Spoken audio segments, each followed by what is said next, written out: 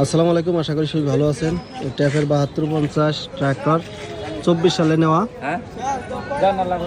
2400 ঘন্টাও চলছে।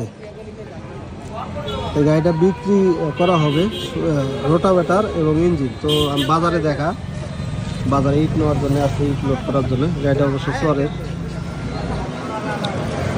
এই গাড়িটার দাম কত হবে আমাকে বলতেছে, কত টাকা হলে বিক্রি করা যায়, যাতে এই গাড়ির যে মাহাজন উনি যাতে না ঠকে, আমি যাতে না ঠকি। গাড়িটার দাম কত হবে, তো এই পরামর্শটা আপনাদের কাছেই চাই।